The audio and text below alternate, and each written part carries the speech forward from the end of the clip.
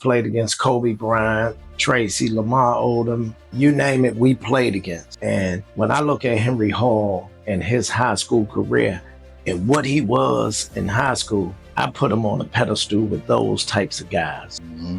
Them first teams like Mark Kocher, Delonte Hill, and Attila Cosby, Kevin Lyde, who was McDonald's All-American. Like, those teams were really good. You know, then you got Derek Payne, and, you know, you add them guys, and, you know, he helped Troy, you know, get his career jump. You know, the problem with most of the kids who out here doing crime, they gonna get a public defender anyway, because they ain't got no money. Right. You know what I mean? You just going and snatch a car or bag or sell the Chanel bags that you done took up the street. So that money gone tomorrow. Yeah. Back in the business. You know, so I'm gonna be recruiting your kids now. And the AAU teams, I'm gonna recruit y'all kids too. Because when I put the boots on, you know I'm a time tight. So you think like somebody had this in order from the beginning? Make the style go a certain way within how I just, you know, at the end of the day, people still got their own coaching styles, right?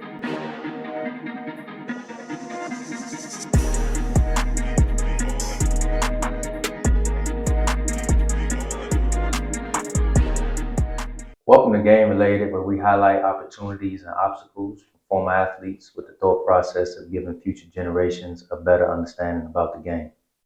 These conversations are meant to bring awareness to the hardships and opportunities that come along with the game. Let's get game related. All right, y'all. I'm very, very excited about this episode. Growing up, obviously, I looked up to Michael Jordan, and there were some other guys that I really idolized. Guys like Master P, guys like Birdman. But in my environment, you know, Curtis Malone was that for me. You know, I've never really told him that. So, you know, but, you know, his ability to put people in positions to win, you know, I always admired that about him. And he's on the show. Going to talk about, you know, his upbringing with DC Assault, you know, even some adversities he had to go through and where he's at now. So, man, welcome to the show. appreciate y'all having me, man.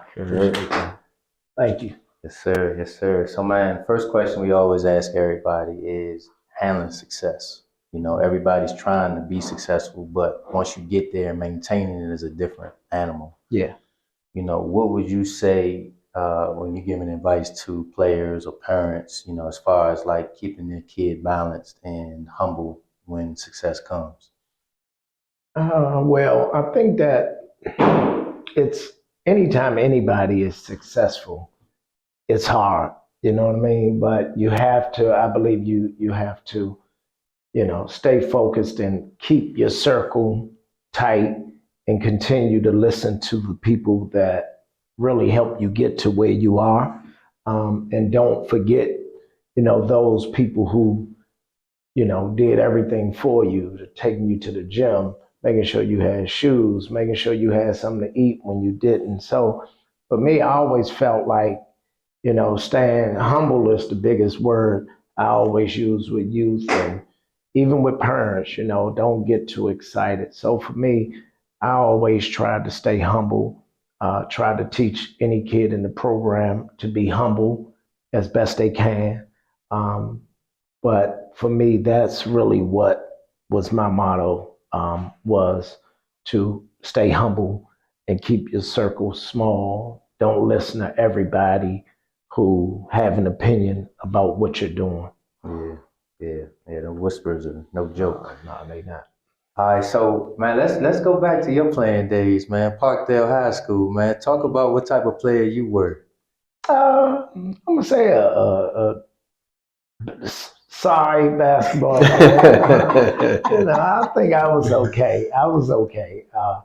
I think the biggest part for me, I didn't have the success probably that most of the guys I played with had.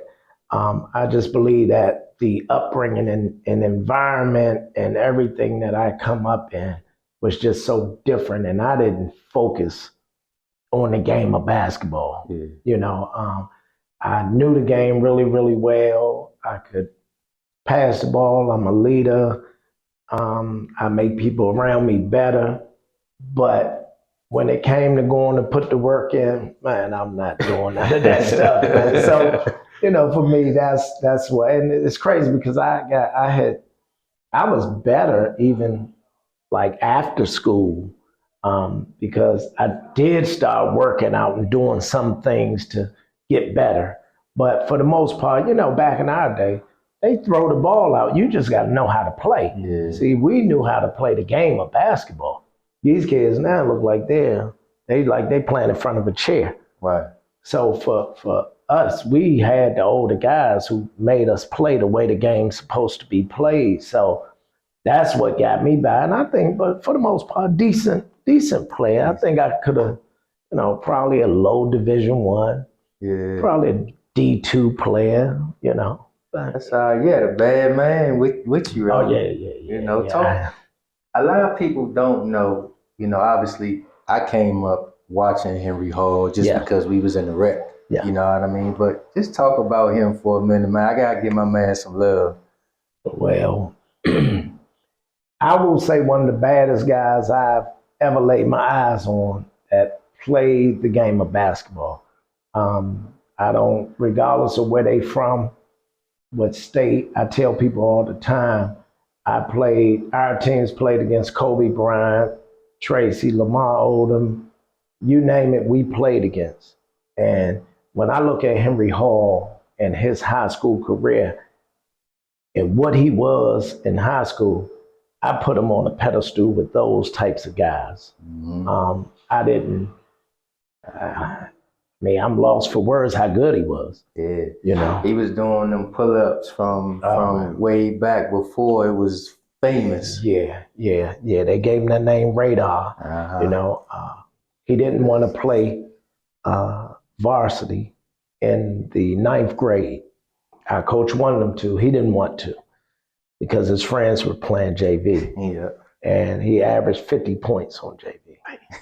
And I'm not talking about 41 and I'm just saying 50. I'm talking about 50 points every game. But there was a lot more lot games, 60s and whatever.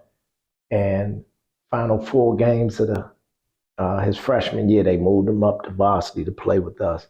He had like 31, 29, 28, like 24, And then my senior year, he played varsity and no 3-point line. He don't start. And he averaged, I think, 28 points a game as a sophomore. Came off the bench, averaging 28 points a game as a sophomore. But he was really good. Oh, yeah. I had to give you some love. Man. That's my guy, man. I got a chance to coach his son for a little bit. Okay. So that was cool, kind of like going back with memory lane. Yeah. So man, let's talk about obviously you got into coaching. What drove you into being a coach? And then I believe you started with the Jaguars. Yeah. Well, I started at Columbia Park Rec. I was coaching at Palmer Park Rec, and then one day I was late to practice. Mr. Barksdale over at the rec fired me. So when I come in the gym, I see this guy coaching my team. So I go across the highway to Mac, my man, your granddad. I go over to Mac and I'm like, I want to coach. He was like, why you ain't coaching that? I said, man, Mr. Barksdale fired me, man. He said, all right, so Troy set it up where I started coaching the 13. No, I had the 15s and Troy had the 13s. But, I just wanted to give back because I know all the things I went through as a young guy. I really didn't want those kids that I see and love make the same mistakes. So I got involved and Troy helped me. And then we went to the Jaguars, put a team together with a bunch of the kids from the rec that we had. And then from there, we moved over. It was me, Mike Sumner, Damon Handon. And Damon came later with Troy, but me and Mike Sumner coached at the rec. Troy had the 13s. And from there, we started our own program. We really didn't have a name You know, Mike Brown got us some Reeboks. We were Planet Reebok one time when Spike Lee had the commercial. We wore Reebok jerseys, Reebok shoes, and then Mike got some shoes called Aerial Assault. And Walt Williams was wearing these shoes. Mike got us these shoes, so then we named the team Team Assault from the shoe. Yeah. Okay. All right. Cool. So expand on that. So tell us, that's how the name came about. Yeah. So talk about that beginning of that juggernaut, and how was that first team, and getting with Adidas and all that. Well, we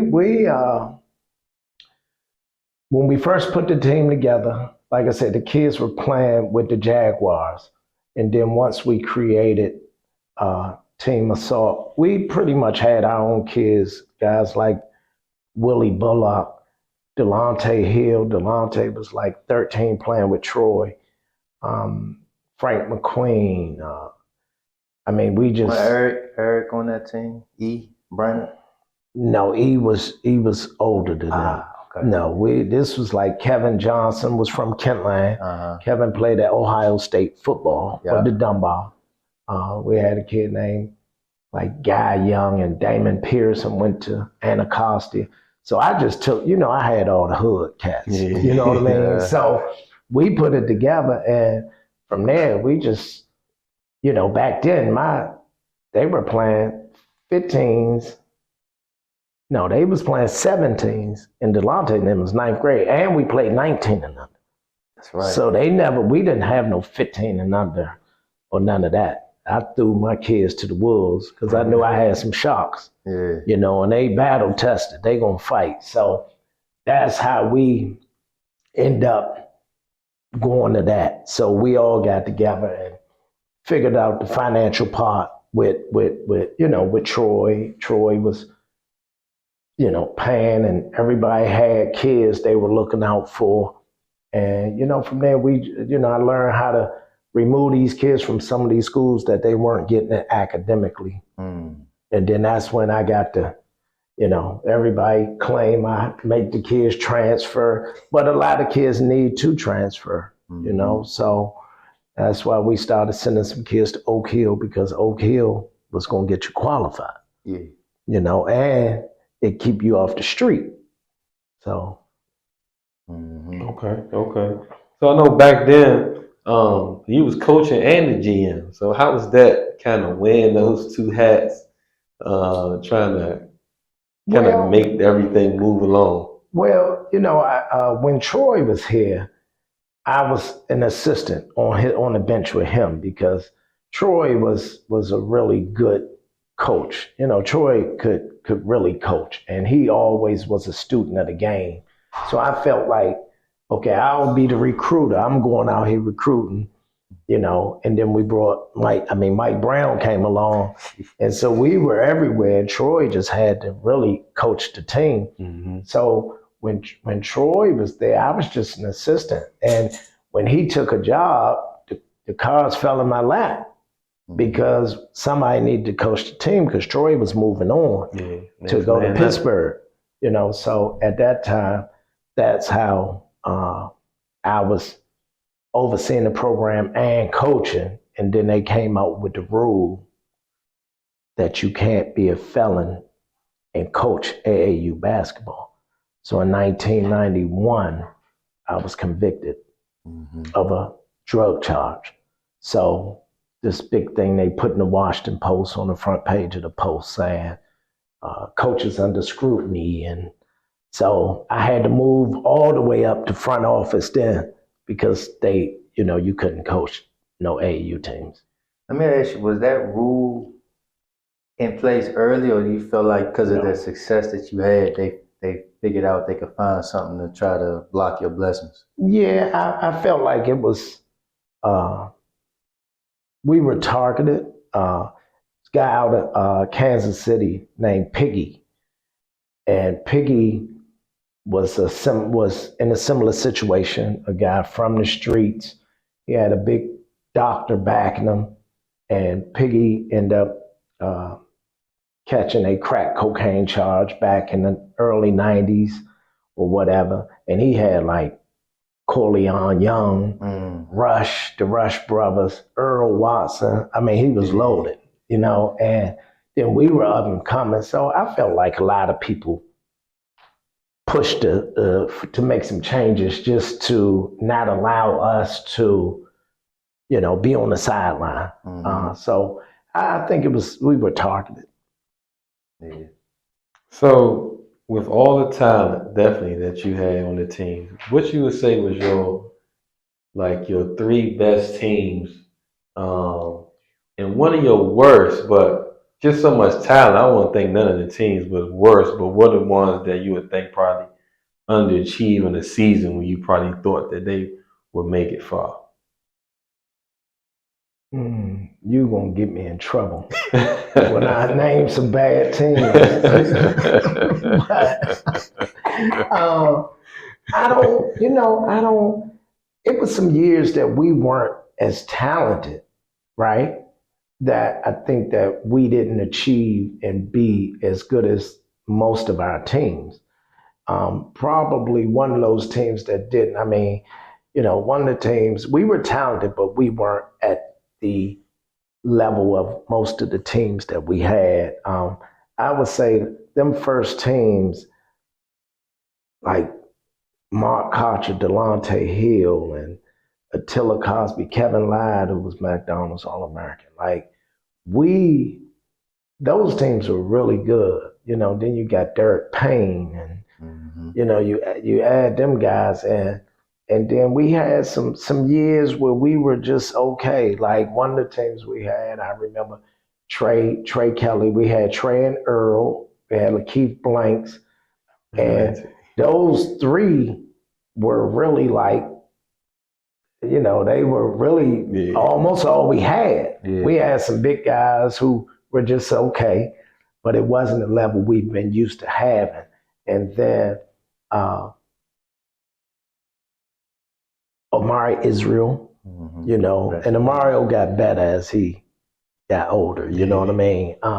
But that was probably one of the down years of us. But I would just say the early teams with the Mark Kochers and Delonte Hill, Sheik Pearson. I mean, it was teams, Bernard Robinson on the bench, James White on the bench, because we didn't do all these age groups. If we had a 16, we do 16, but we do a 17. So, and then, you know, the years of Nolan and Mike and Austin Freeman now, I mean, they were loaded, you know. Yeah. I mean, so I don't think, it was some down years, but we still won. I mean, Trey and Lakeith them and Earl them, we beat LeBron team. We beat Oakland Soldiers when they had Bron, Leon Poe, and they had Kendrick Perkins, and we beat them. And so we still won, but it wasn't the level of every player. Most of our teams were almost like high major players. Oh, yeah, 1 through 12, 1 through 10. Almost, you know what I mean? You get some drop off low, but it wasn't many down years, but it was something that it wasn't where we wanted it and expected it to be. Yeah. So man, I wanna jump into just your will and your influence a little bit more. Like, what made you feel like you could change people's lives just through basketball? I always wanted, well, first growing up as a young guy, even when I was 9, 10, 11 years old, I was always a leader. I never was a follower. Growing up in neighborhood, friends aren't, you know, they into everything under the sun. There's certain things I didn't do, certain things I wouldn't do. You know, you can't pull up and say, come on, Kurt, let's go. And I look in the car and ain't no key in the car. No, I'm not getting in no stolen car. You know what I mean? So I was able to make good decisions because of a lot of the older men that was an influence to me. You know, a lot of them were, you know, they were street guys, but they didn't push me to do anything wrong. When I made bad decisions, it was because of me, not the love that they had for me. And they wanted me to make it and go to college and, play. And they wanted everything. So, I think being a leader first, I think surrounding myself with good people, with Mike and Dame and them at the time and Troy. I think that it just gave me motivation and strength to continue because I always felt like that was my journey. Even me playing sports, me playing football, basketball, I always wanted to make everybody around me better. Mm-hmm. So for me to get into that game, that was my whole drive, just to change lives. It didn't matter what it took, and then when I realized, oh, we got something here. All these coaches come to me, they want to talk to me. I'm like, we ain't nothing but some kids from DC area. And I'm like, this is real. I'm looking at all the coaches coming up to Troy and I'm realizing, wow, this is influence. Yeah. This is influence. So that just really gave me all the confidence in the world I was already confident, not at an arrogant place in my life. I wasn't never really no arrogant place. Some people may look and say I different, I don't agree with that, but I'm not. And, but for me, that was just my drive, just, then where all the success came from, I had nothing to really just do with that. It happened. Mm-hmm. Mm-hmm. So, like, I always felt like whatever role needed to be played, you played. You know what I mean? So sometimes we talked about you being a GM, being a coach, but a lot of times you was a father figure, a role model for these kids. Talk about just how important that was to you and why you felt like you needed to, step in those shoes. Well, because again, it was all that came from the way guys treated me as father figures. The guys who gave me motivation, gave me drive, the guys where I didn't have to go and steal or rob. During that time, I didn't have to go and sell a drug. They made sure I was okay. They made sure I was good. So for me, when the opportunity just sort of came and I realized I'm not going to the NBA. So why keep wasting my time doing this? So I said to myself, I done been about 4 colleges, probably played 1 year, ineligible, drop classes, so I'm just like, let me get into coaches and change lives. Yeah. So we had a bunch of little young guys that was from around my way that I used to go to their football games and, get them money per touchdown and, go to all their games. So I'm like, you know what, I'm gonna help them so they don't make the mistake that I made because it's all right here in the environment, Yeah. Facts. So outside of the players, man, one of the other things you was able to do was put coaches in positions. You know what I mean? And I don't know exactly how many, but there were a ton of guys that came in with assault and obviously moved on to coaching college. Talk about how you were able to put them in position and also just why that was important for your lineage and also just assault in general. Yeah. Well, with us starting a program, uh, and a year after we start this program and Troy go and get a college job. And now I'm saying that all these college coaches are just, they want to be your friend. They want to take you out to dinner. They want to. So I just felt like, why not use my influence to help guys? Because I always tell kids that, use basketball. Don't let it use you. And guys want to play. I know guys, they want to chase overseas. They want to go. And you know what? Sometimes you got to just drop the ball and be like, I'm done. Let me figure out my next step. So for me, I felt like what I wanted to build was my own family tree.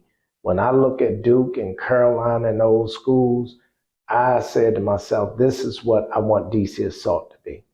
So I started pursuing getting guys jobs. And that was my drive. I wanted to build a tree. You know, I tell guys all the time, when you look at Duke, you're not going to see no other coaches on the bench. You might see somebody now, but ain't nobody that didn't go to Duke or play at Duke on the bench. Mm-hmm. You know, so my thing was, you know, why can't I place guys so we can have a family tree? I thought we had more Troy Weavers by now. Yeah. You know, but unfortunately not. But I don't know the number, but it was a lot of them. I mean, who's still coaching? Dave Cox in Maryland. Mike Pegues is over in Butler. Corey is at Boston College. Mm-hmm. Antoine is at Morehead State or one of those places. Delonte Hill. Delonte is back now. Yeah, he's back. Delonte is back coaching now. So we still have a few out there that's still, you know, that's still coaching. There's a few I can't think of too. Mm-hmm. But that was just my drive. Right? I was trying to build something, man. Mm-hmm. Yeah. You know, I was trying to build something. So man, talk about you just being able, in my eyes, you was a bit of a visionary as well, right? And being able to foresee the money involved in youth sports. You know what I mean? I feel like you were like a pillar in seeing that, and obviously, you know, getting the Adidas contract and obviously Under Armour. So like there was something that you saw that attracted them to you and things of that nature. You know, coming from where I'm from, I'm labeled a street guy at the end of the day. So my goal is, how do I get away from that? Mm-hmm. How do I not continue to risk that? How do I continue to not go either the cemetery or the jail? Yeah. There's just two options. And my vision was, and Mike was into the agent business. So I said, well, I'm supposed to take care of these kids and feed them and do everything for them. And now when the time for someone to reap benefit, you'll go hire the guy who ain't been in your corner, ain't did nothing for you, who come in your house with a suit on to say, oh, I have this person, that person.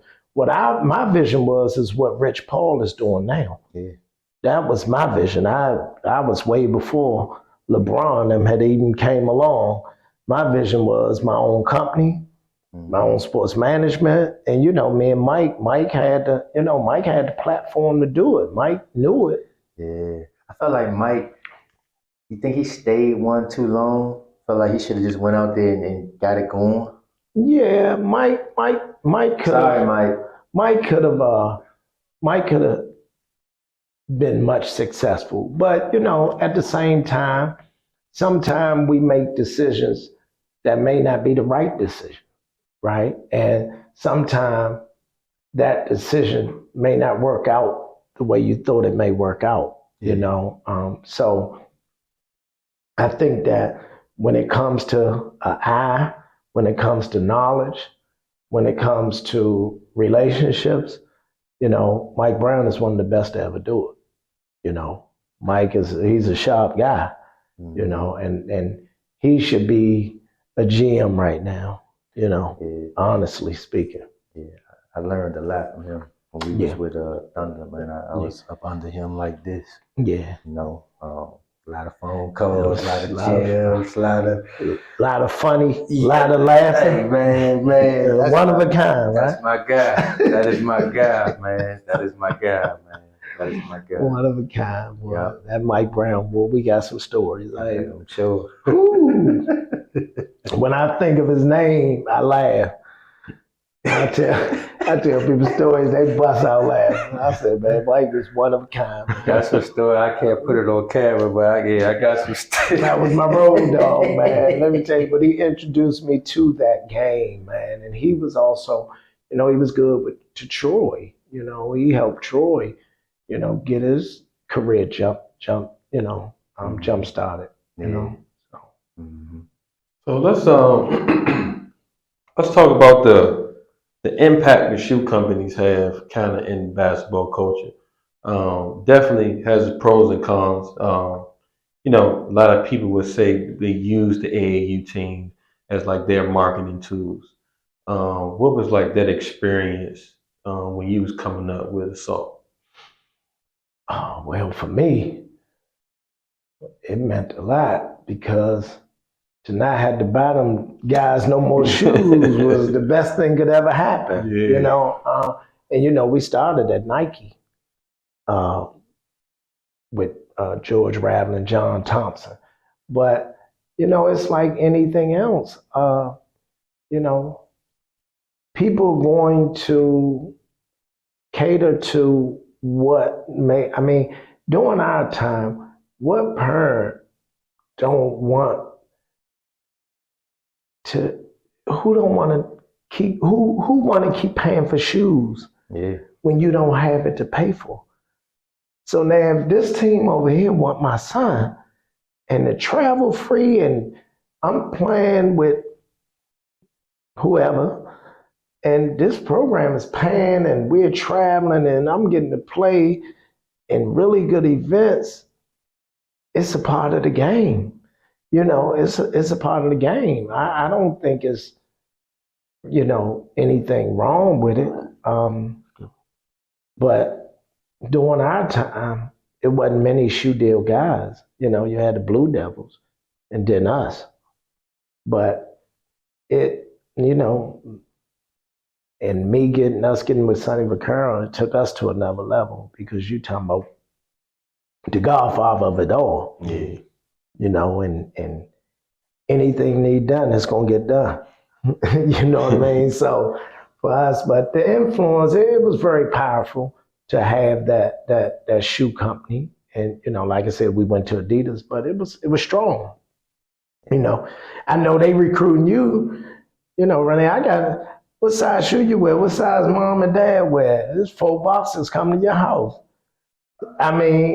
You only need to go to the mall to buy those shoes, right? Yeah. And times has changed now because parents, I think that it's a lot more financially stable parents too. Where you come from and guys that really didn't have it. Shoes your dad done bought people and gave and did. You know what I'm saying? Yeah. So it's not. It wasn't a bad thing.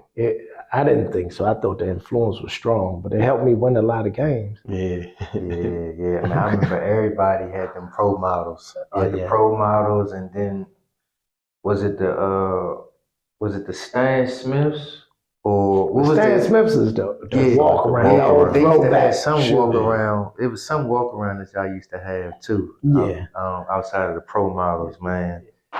Can't remember what it was, but you had the Adidas sweatsuit, man. That was Adidas took care of us though. We were one of their top programs, so it was only a few programs that was probably bigger than us, but they did a really good job with taking care of us. Do you feel as though, even though they take good care of you, with the weight on your shoulder as far as like trying to help out so many people, do you feel like they understood how much this stuff really cost and like as far as funding, the program, did you feel like it was adequate or? No, I think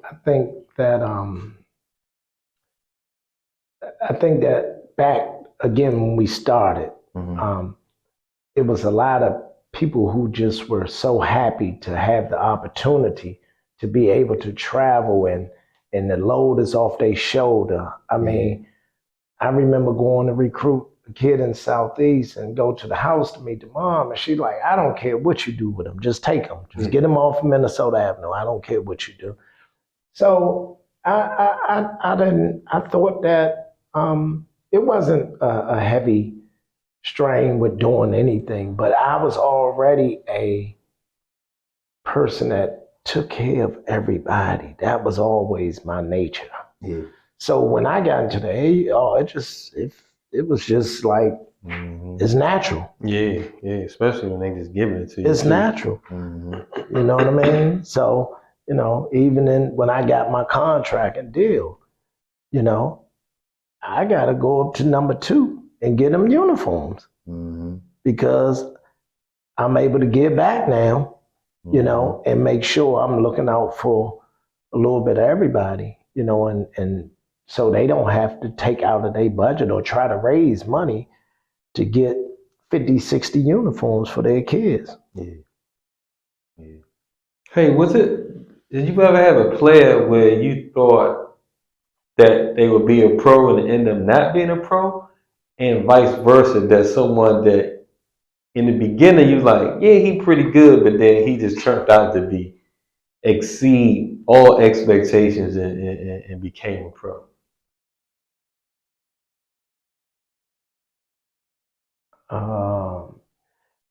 I think for the most part, I think the ones that we had that did make it or even put the jersey on or uniform or was under a contract, I thought that all of those guys, I felt like those guys would make it. The one kid who was a great story, who overachieved, I thought was Rodney McGruder. I mean, I saw the growth in his shit, game. look at this. I'm like, he done played longer than Beasley. Yeah. You know what I'm saying? Yeah. So I don't, you know, I thought Kevin Ladd should have been a pro. Yeah, I thought Kevin Ladd. And sometimes, you know, that can also be the school you choose. You know what I mean? So, you know, but I thought Kevin, you couldn't have paid me to not think he wouldn't be a 8, 9, 10-year guy in the NBA. I'm trying to think. You got any names you think or you want to ask me about that you've seen? I think Devin Sweetney was one, you know, that I think he was always good, but because he was overshadowed with, I don't want to even say overshadowed, just that team was loaded, that he kind of got forgotten about. And then obviously he worked his way and, you know, obviously he didn't necessarily play in the league a long time, but he was able to get there. Yeah. Devin could have played in the NBA, but Devin was a kid also who got overshadowed because Devin also was a kid that got better. He got better later. Yeah. So like, you know, now, you know, or 5 years after high school, you see Devin, you're like, wow. But I don't think that was all the way in him yet. He grew as a player. I definitely thought he grew as a player. I thought David Hawkins would have some real chances of playing. Yeah, just because his style of play, his body was already kind of NBA ready. Yeah. But that's that Temple shit. Him alive. How is that like? Chris Joseph was a kid we had was really good too. And I thought he was a talent. Yeah, he was. I thought he was a talent. Yeah, he was. That he could have played in the NBA. How do you navigate that, right? So like, obviously, when you looking at a player, you're like, all right, you go here, you probably got a better opportunity. Like how much of that? Because you said, man, it's that Temple shit, right? How often obviously, I know you didn't necessarily tell a kid you should go here, but obviously you can kind of guide them into making a decision that will help their future. You know what I mean? So like, talk about that exchange with you and the player and how oftentimes they were like, yeah, I'm gonna rock with what you say, or now I'm gonna try to figure out my own way. Well, you know, it's hard because you can't tell most kids or parents nothing because they think their child need to go and play at the highest level, and that don't always have to happen. You know, I say all the time, you know, John Morant went to Moorhead, where you go? Damn, I got the team. You know, but he could have went to Tennessee, could have went to Georgia Tech, Duke, wherever, if his grades allow. So I used to always just tell parents, go somewhere also where you can get better. I think we know the history. I always say this.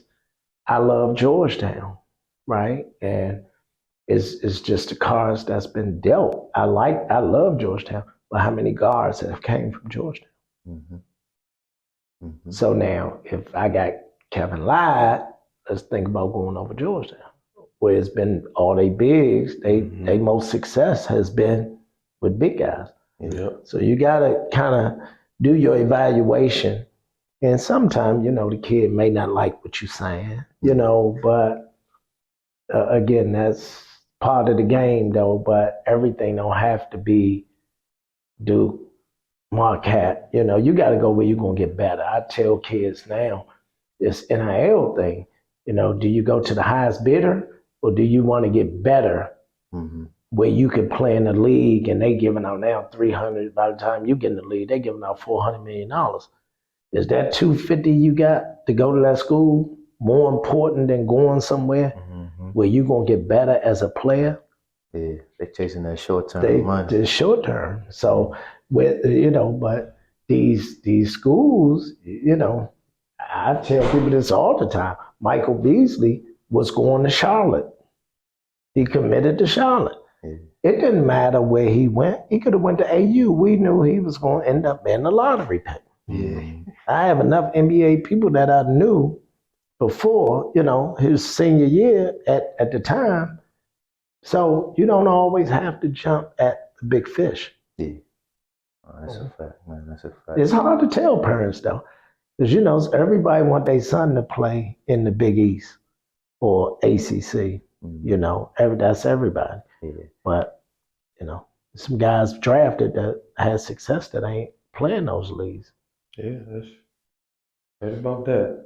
So, with all the success and just all the attention, far as with the staff, like, how did y'all get along? Like, was everything? I'm pretty sure everybody didn't agree on certain things, and if not, like, how did y'all resolve those issues, or just how was the camaraderie?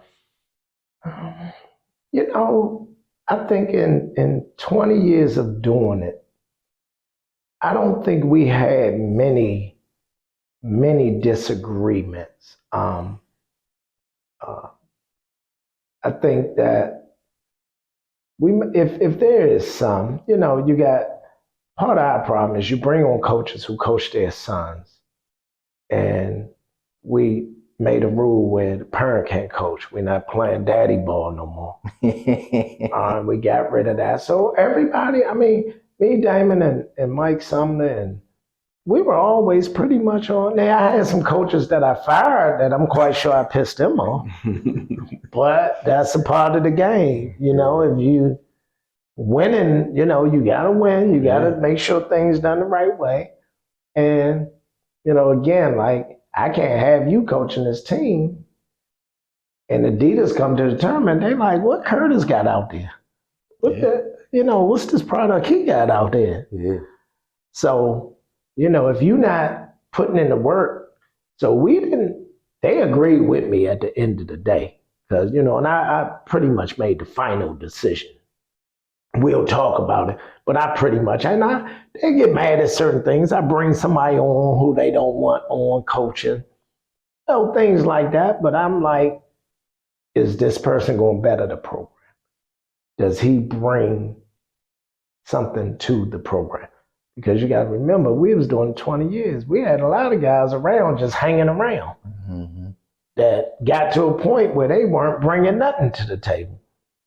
So, we had our disagreements, but it wasn't never bad. It was always pretty easy going. Cool. Let's jump into the tough question for me. So, obviously, you're a giver, right? Mm-hmm. And with givers, you overextend yourself a lot.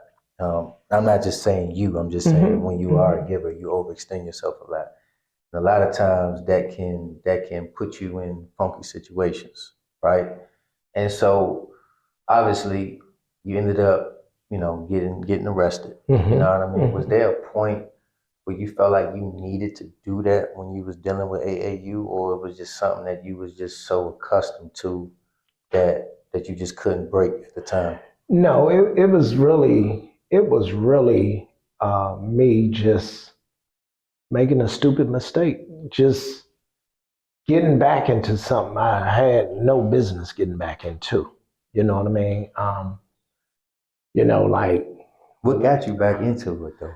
well, you have friends, you have buddies that I've never disconnected Uh-huh. my relationships since childhood to whenever. Some of my best friends are in prison, been to prison, lawyers, doctors, it doesn't matter who you are. So I never, when I got out of the game in the 90s, early 90s, I didn't never cut the cord to none of my friends. Right. So when, you in a situation and you see an opportunity, right? And it's, you like, nah, but you got, it was just a bad situation and a bad decision that I made to jump back in it. Yeah. And, I was doing pretty good financially.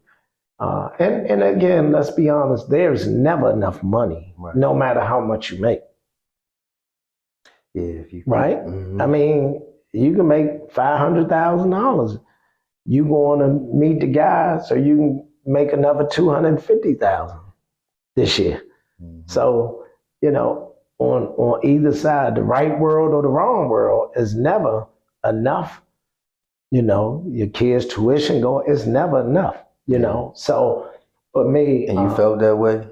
I felt like, yeah, I mean, I made really good money, but I think that again, just being able to say, you know what, let me sneak Uh-huh. and do that because I know I can make a quick such and such, Yeah. right? So I had to think and think and think.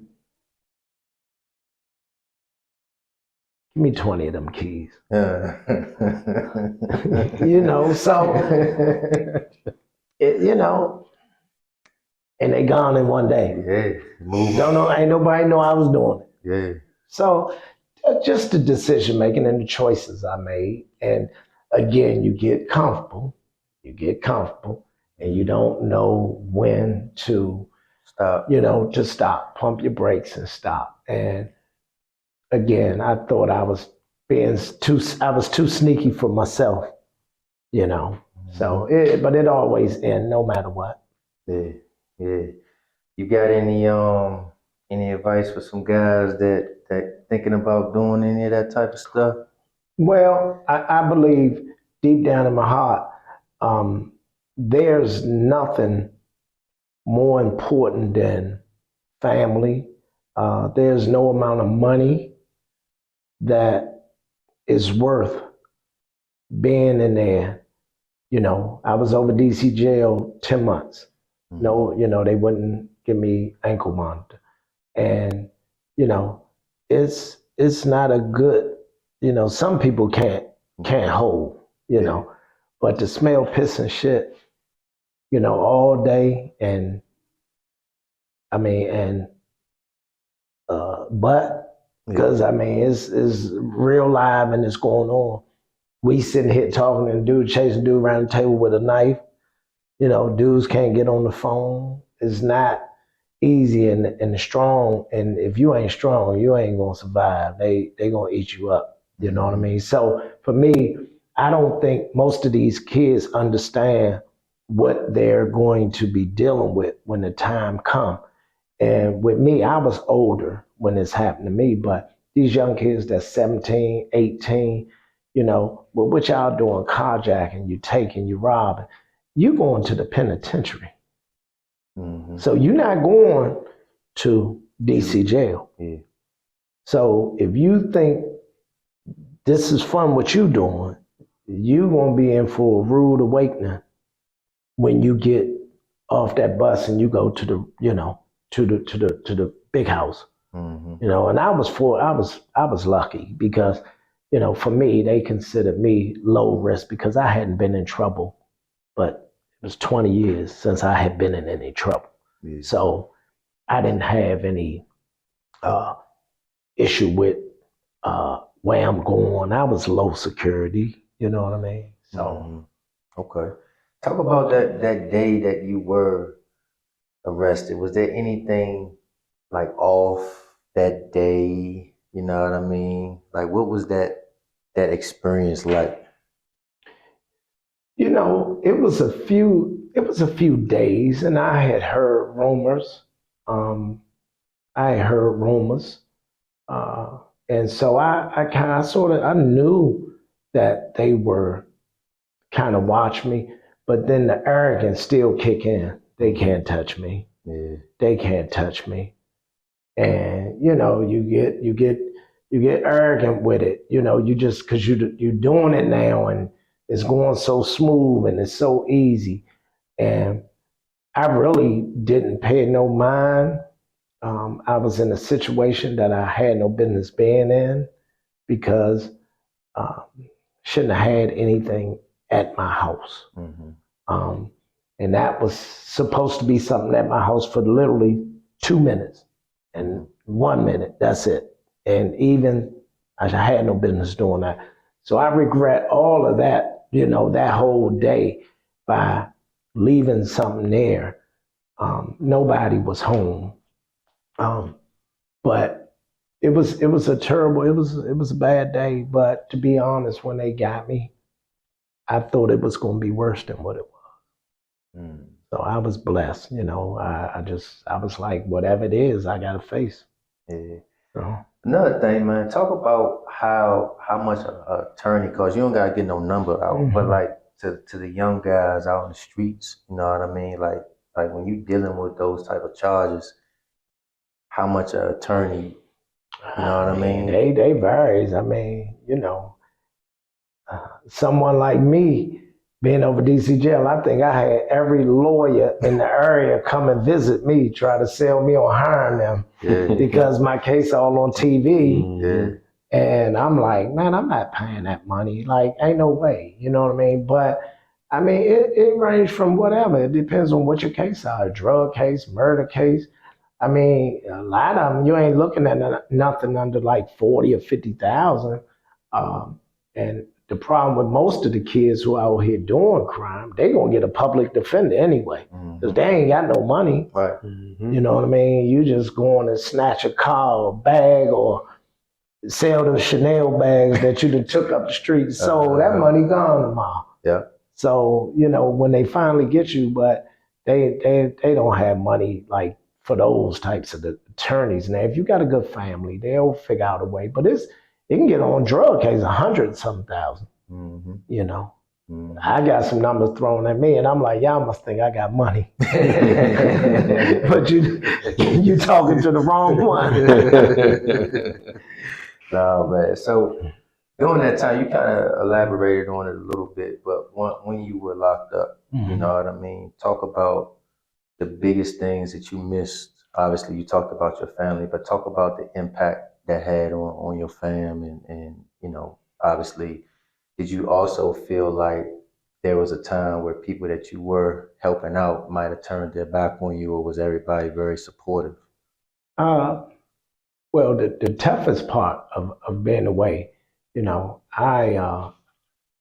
mother and father were elder, they were older. Yeah. So just the hurt that I know that it caused them, the disappointment. I mean, it was tough for me to, just to realize, damn, what did you do? Like, people look up to you, all the parents in the program, the kids, and but what got me through, I had more support than I thought I would. I say this all the time. When I got up to Lewisburg and parents and was filling out the form sending in, I had 80 visitors on my list. And my counselor called me one day and was like, Malone, no more. That's it. That's it. You're not taking no more, putting no more. That's it. This is your list. I've never seen nothing like this in my whole 30 years of running a correctional facility. So I had really good support, man. I mean, and what was most important to me at that time was my dad and mom being okay. Because my young ones, Alexis, my daughter Tanae, Sydney and Nolan, they were good. They had my back. Yeah. No matter what. So to know that you do your bid is so much different because you talking about people when they ain't got no support. Mm-hmm. You talking about guys who probably ain't had a visit in 20 years. Mm-hmm. So to have every time there's a visit, somebody is there to see me every weekend, however many times, we have visits. Like the support system was crazy, but there were a few that, we fell out, had our differences.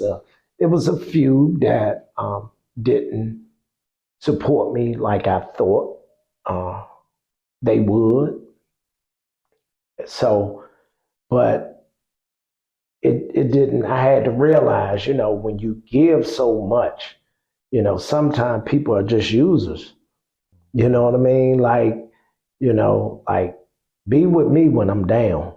Yeah. Don't ride with me when when I'm up. Mm-hmm. Don't ride with me when you enjoying a day of $3,000-4,000 a day being spent, bars, top restaurants, you women, whatever. Don't be with me then. This the time I need you right here. Yeah.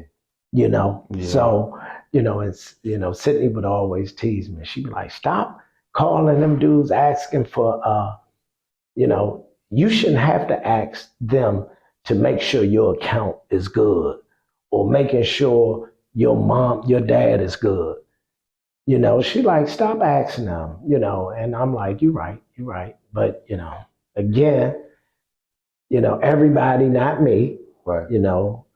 even before I went away, there wasn't a friend who I wasn't still close with, who I didn't make sure they mother their children or whatever had, so that's just me though, but that's how I was raised. Mm-hmm. I was raised, I got guys who are crackheads, Mm-hmm. heroin addicts, who, when I get rid of these clothes, I go give them to them. Mm-hmm.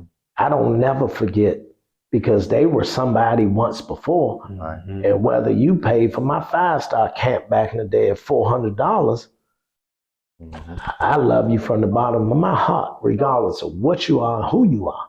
So, yeah, it was a lot of people kind of fell off on me though. Not many though, I must say, not many. Yeah. No, I'm just laughing. I can't give you no names. Nah, I don't want you to. I don't want you to. I know a few, but I know a few. Uh-huh. So I know now you go and you do speaking engagements. And when you go to these engagements, like what are like the focal point or the message that you're giving now when you go to the engagement?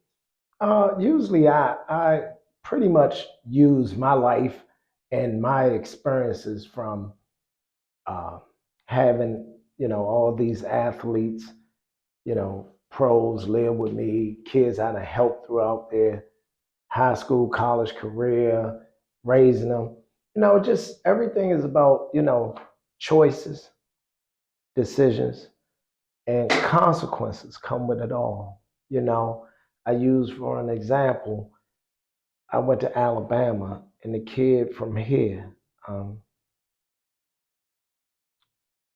Darius, he got in trouble. The one with Charlotte now? No, he's in jail. Oh, right that okay. The other one. right? Yeah. And the girl got killed. Yeah. Oh, yeah. Right? Okay. But my talking to him, I'm just like, that split decision, bro. By you not saying no, it changes your whole life. You jumping in the wrong car, it changes your life. And a lot of times what's going on. You got an uncle, he's selling whatever around the neighborhood. He got a nice car, but he pick you up, he carry a gun on you. So now you get pulled over, what's going to happen? Both y'all going to jail unless somebody says they're gone. Yeah. You know what I mean? So, I always use it as give it an example, and that's what happened to him is when we in a club and I go to the bathroom, y'all still at the bar. Last week you done got into it with some guys. There's always that guy on your team in college or something. Always getting into it with the football players or something. There's always that guy who love to go out and party.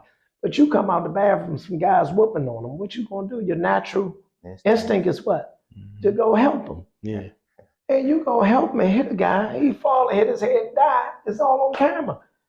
Your career is ruined. But you shouldn't have been with that guy because he always starting something. So just giving them, uh, examples of things, the knots, everybody transfer. They can't sit down and go to one school. As soon as the coach yell at you, you want to leave. Like standing up, stop picking your toys up, running all the time. Give something a chance.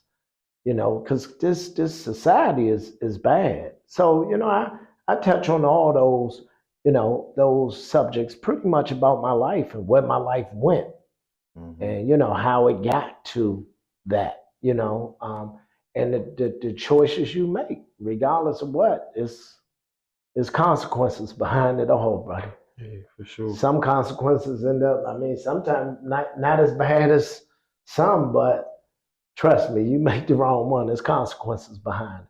Yeah. So you coach, do you do the speaking in college, high school? Where do you go? Well, I did some colleges. I've been doing colleges last year and year before. Hopefully I'm gonna go out this year for a few of them. Okay. But I've been doing any place. I've been going over DC jail, any of the schools, AAU teams, high school teams. So anywhere, but my focus once the book is done, then I'll really work on putting like some tours and stuff together. Yeah. So I'm just about to ask you that, man. Just tell us a little bit about the book, man. Well, it's the Curtis Malone story wrapped up all in 370 pages. It's a memoir. Just signed with Post Hill Publishing Company. And, hopefully by the end of the year, we'll know what it's going to look like with being released. So, but next year for sure, it will be released. And so. When did you write it? I was in 6 months, I was away. When I was away, I was in what they call the shoe. That's the hole. Okay. So I just sat there and said, man, you know what? I'm not going nowhere. It's locked down 24 hours, 23 hours a day. You get 1 hour of rest. So I'm like, you know what? I might as well write my story right now. So I wrote everything up until my arrest and my incarceration. My vision is to do another one after this one to talk about after incarceration and getting back into society and doing the things, pretty much nothing, nothing can stop you if you want to do whatever you want to do. And, prison, like I said, it gave me some opportunities, man, like met some really good people, wrote the book in there, met a good friend. I have partnership in a company called Campus VR. And I met these guys. Well, Can you talk about we go, we go in, our company will go in and do a virtual tour video. You know how the Oculus goggles? Yeah. So guys can put them on. Some schools take them to their visits and let the family see it. So it's really, really high quality. Okay. Where you there. You can turn around, you can move around, you look around. So you're really in there. So we just did UMass, so we got to go back up on a game day and we'll film, like the team coming out. And we put the video together with their choice of music, and we customize it. So it's really for a recruit. We're Okay. trying to get really strong into admissions because sports, you know how that go. Some people use it, some people won't. Yeah. But I think that all the mid majors and low definitely could use it, because they don't have the 500,000 to get to the 6A play over there. So they need any advantage they can have with to get the kids on campus. Okay. Okay. Now that's pretty neat, man. Yeah. How'd you get Thinking out the box. yeah, how'd you get connected with that? Well, when I was at Lewisburg, once I got sent to Lewisburg, I met a good friend of mine, a guy named Zvi, and he was a hell of a he was the best softball player on the compound, and he had a really unbelievable story. He's a Wall Street guy, and he got messed up on some inside trading stuff, and of course when he didn't turn over, his boss or the guy they wanted him to rat on, then he didn't got his time and was in there. So me and him got cool. He was a big time little athlete, played baseball. So he used to watch me play basketball. So we got really cool, was working, running the track, walking the track. I put him on my basketball team, and He I put mean, you we on the just hung softball out. team? No, I ain't never played softball. I come to watch his games though. But so when I get shipped out of there, I get put out of Lewisburg, and I get a letter in Fort Dix up in New Jersey, and Zvi, and I couldn't remember. He was like, I played on your basketball team. I'm like, who is this? So he sent me this stuff, and what do you want to do in this company he started? Because he said that when he went on his the school he graduated from, I think Binghamton or Myers, one of them, they didn't have a virtual tour of the campus. Yeah. So he was like, he created it. So he was like, when you come home, you're already a partner in this. Like, and he know I know all the coaches. So he like, we can get in right away in basketball, if nothing else. So but it's good. It's up and down, But the good thing is that one day, if it blow up a little bit, it's gonna hit. It's gonna hit. I think it'd be good, especially like you said for the mid majors or the stuff like that who they need it. don't have that 500. Yeah, that's gonna attract. That's right. Yeah. That's right. I'm a big stock guy, so I'm interested in knowing what else he know about stocks. I don't know much about stocks. Then my guy, my partner, Zvi, he know everything about it. Like I said, he was a Wall Street guy. I mean, heavy hitter, like made a lot of money. And it's just amazing. And then he go to prison, and he get most of the time, but the whole time they wanted the billionaire guy, and he wouldn't give them up. But the craziest story is he's been home probably 5 years, and the billionaire guy haven't said a word to him or seen him or nothing. Yeah, so that's interesting. This guy get 10 years for you, really. I mean, he could have just probably gave you up, been home in 3 years or something. But again, everybody not you. So. So, what would you say out of everything that you done been through? Like, what did you learn from all your experiences? I learned that, well, one is to be able to separate yourself from certain things and certain people. I'm way more, I won't just jump in a car, even if it's just a buddy. Like, I'm way more conscious now of certain things. I learned, I learned patience. Patience was, going away that long was very, very valuable.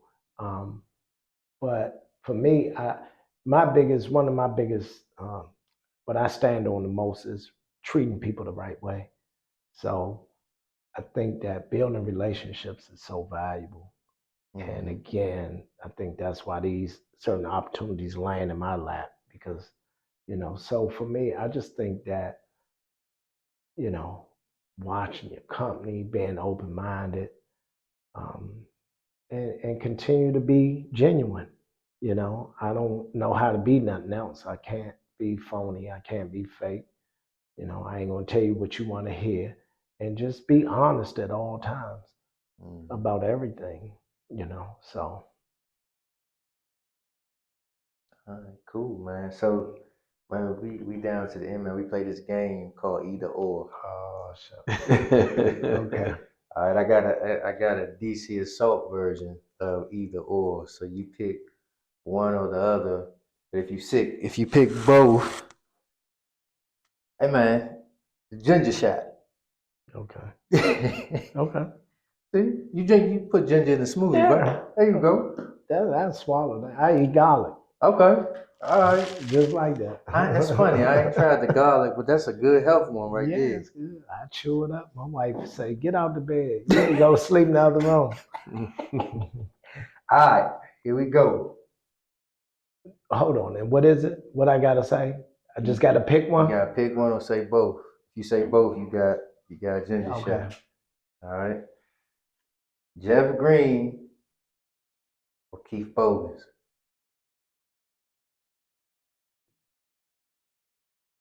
Jeff Green. All right. Ray Brewer, Trey Kelly. Both. Let you pick it.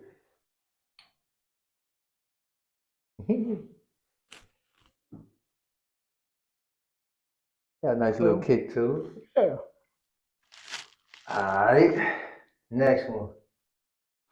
Feel like this is a tough one. I put you in the stranglehold on this one, man, but I had to. Nolan Smith or Quinn Cook. Nolan Smith. Figure it out. All right. We're gonna bring it back to Columbia Park.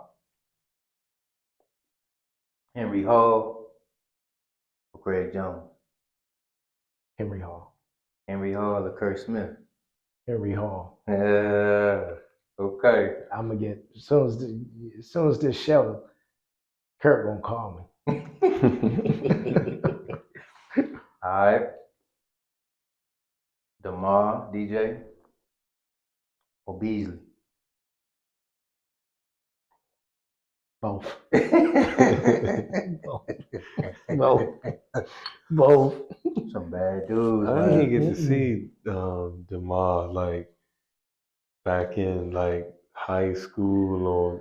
You know it's crazy. He put out a. I saw Beasley though. Yeah. Man. DJ put out a video of him, a freshman in high school up at Parkdale just recently. And I was saying, man, people don't respect the evolution of the game. Mm-hmm. And, I'm not comparing him to KD, but what I'm saying is he was like one of the first big wings out there. And I felt like he walked for KD to fly. You know what I mean? And you got to always pay homage to that. That was a bad man. Yeah, and I think KD do. I think he does. Yeah. It's the timing of everything. Like if DeMar played now, he'd play 15, 16 years because when you can shoot the ball, Yeah. you hang around forever and make some money. Mm-hmm. All right, I got another one. Austin Freeman, Chris Jenkins. Austin Freeman. Chris Jenkins is gonna yell at you. Mm-hmm. All right. I'm gonna do two of this. Fat Cat or Nate Britt. Kind of tough to do that one. I'm gonna bring another one to you. Fat Cat. Okay. Fat Cat or Eric Branham. Both. I like the ginger. Cat was a bad man. I used to get mad when I was a shorty, Joe. And I'm like, all right, bye. And then I seen him play That was a bad boy. and see how he could just manipulate the game without scoring. I was just like, damn, you know. He did a really good job of knowing how to use his body playing. Unfortunately, he never. I mean, like if he played today with all these strength and conditioning guys, he never got in shape. Yeah. You're talking about a kid that can change the game, but he ain't framing Brewer the same way. Never was in shape. Yeah. Never. All right, last one. James White, Dante Cunningham. Dante. Okay. All right. Bron or Kobe? Kobe. Bron or MJ? MJ. Okay, that was. I figured that once you said Kobe. Yeah. Bron a bad boy though, you know. But them dudes, man, they was killers, man. Yeah, for sure. They was killers, man. You know, but can't take away from everything Bron accomplished either. Yeah. All right, so this the closing of the show, man. At the end, we always give the floor to the guests to talk to the audience, to give your last remarks. Any of the parents, kids, coaches, any advice that you want to give them, you have the floor to do so. Well, I like to first. I want to thank you guys for inviting me over here. It's amazing seeing y'all all grown now. When I remember y'all was little babies running around, and it's crazy because I know I'm getting old, but y'all right behind me. Yeah. But no, I always tell parents, and keep your kids humble. Stop listening to the internet. Well, you can't stop the internet because they all on it now. Yeah. So that's the way the life is. I'm a little old school, but I believe in putting in the work. You got to work if you want to be successful at it. All these guys who are now, they say what they call them, the guys who control the kids. Handlers. They're handlers.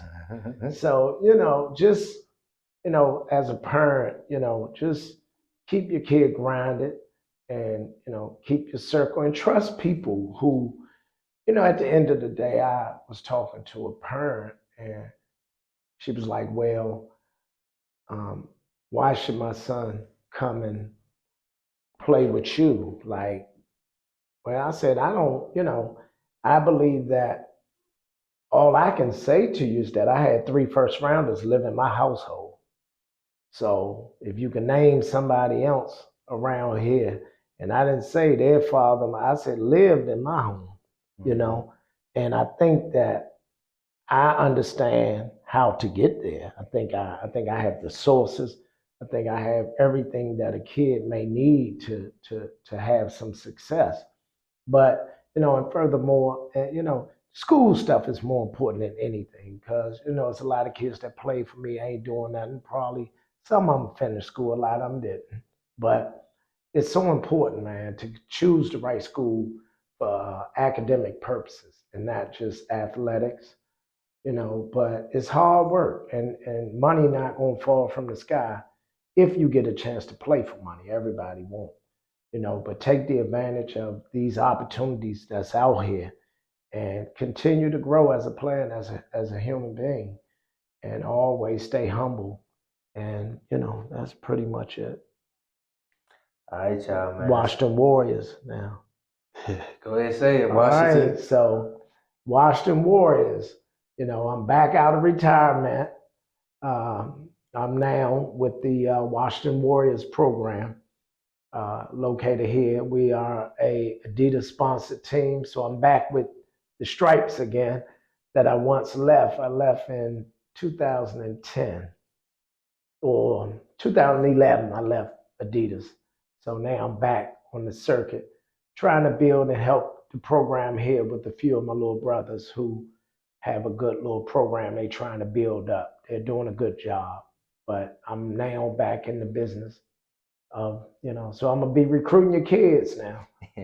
And the AAU teams, I'm gonna recruit y'all kids too. Because when I put the boots on, I'm a time tight. So man, as always, man, it was a pleasure. Yes, man. I appreciate y'all so much, man. Y'all already know. Mhm. Y'all already know. Y'all make sure y'all tap in, like, subscribe, follow, share, man, and soak this game in. Make sure you stay game related.